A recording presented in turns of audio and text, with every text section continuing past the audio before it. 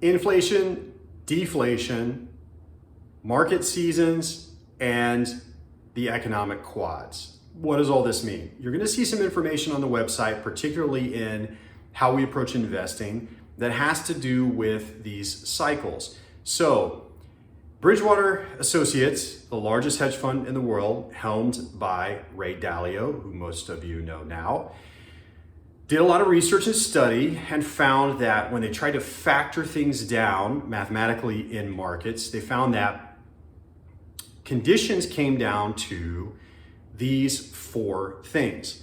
Growth at any given time is accelerating or decelerating, and inflation is either accelerating or decelerating. Now, they call them economic seasons, and they set up their all-weather portfolio as a hedge fund to participate in asset classes that perform during these different combinations of seasons. This was most famously covered in Tony Robbins' book, Money Master the Game, where he talks about Ray Dalio's method, and he did some videos on this as well.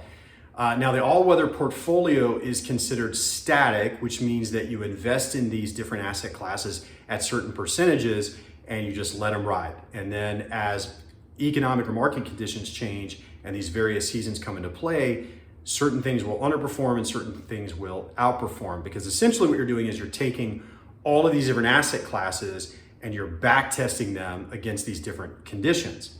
So if you were to plot these in a quadrant system, you would say that in quad 1, growth is accelerating and inflation is decelerating. Quad 2, growth is accelerating and inflation is accelerating. Quad 3 is stagflation, which is growth is decelerating and inflation is accelerating. And quad 4, which is growth is decelerating and inflation is decelerating, or deflation, right? That's typically a market sell-off or a recession. Now, very important, the team that coined the phrase the quad is Hedgeye Risk Management.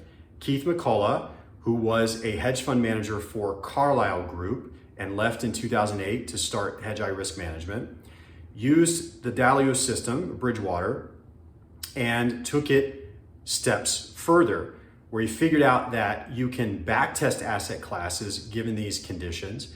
You can name the quadrant system, or the seasons turned into quads. And then you can use algorithms to determine via calculus, Mandelbrot sets, fractal analytics, what risk ranges will determine what's happening in various asset classes at any given time. So the idea is that you want to get the transitions right to understanding whether we are in a growth accelerating or decelerating period and an inflation accelerating or decelerating period. So what you have to understand is, what is growth doing? What is inflation doing? And also, what is policy doing? So this is understanding central banks, it's understanding the Fed, it's understanding what policy actions are probably going to occur by probability statistics. So it's what Hedgeye calls their growth, inflation, and policy, or GIP model. So we follow Hedgeye Risk Management's institutional research as subscribers. We digest their information every day, and we look at their signals in terms of where markets are and where the probability is that they're likely to head. This is how we determine some of the signals for trading that we make in our risk models. Now, this is a very, very simplified explanation. There's a lot more detail that goes into it. And in fact, every morning, Monday through Friday, we're engaged in about an hour and a half of institutional research, doing a deep dive into what we can find in terms of signals to make informed research decisions on trading our models. What we're trying to do is take all of the emotion out of investing. We look at this as pure math. It shouldn't be visceral.